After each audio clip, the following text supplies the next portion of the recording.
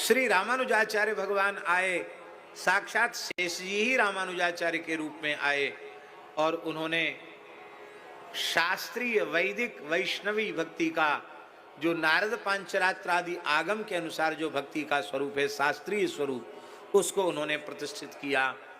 शरणागति धर्म को प्रतिष्ठित किया, प्रपत्ति की प्रतिष्ठा की और उन्होंने महाराज बहुत बड़ा कार्य किया दक्षिण भारत में।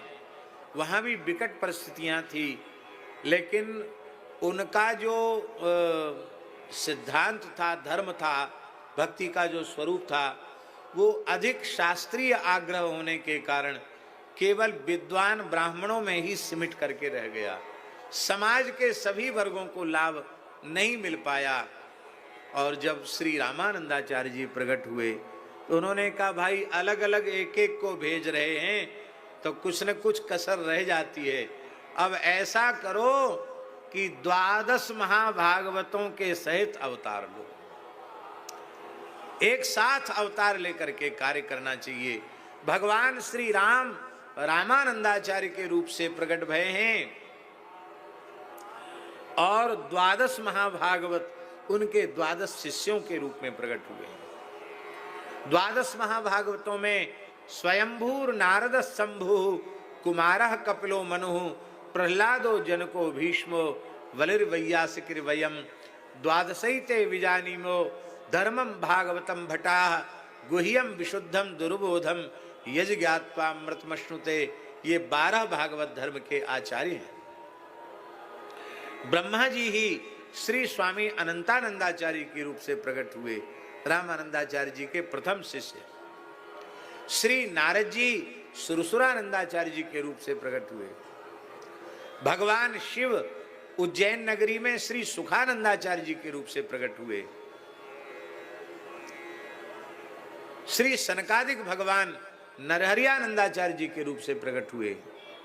श्री कपिल भगवान योगानंदाचार्य जी के रूप से प्रकट हुए।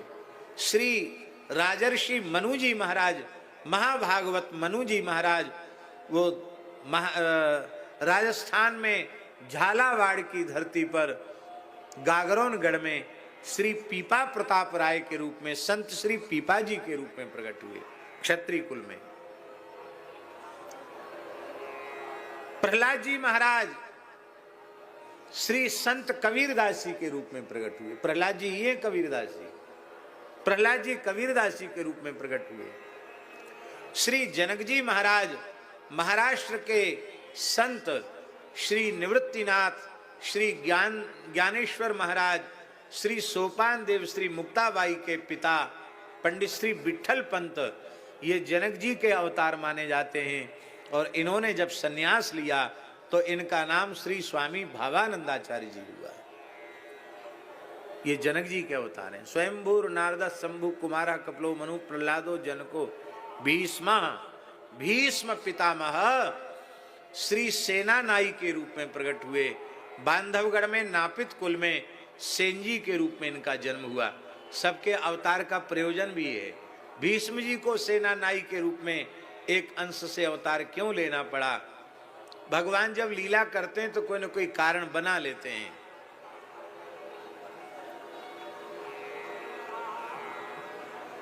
कारण क्या बना? 2 देखिए, भीष्म पितामह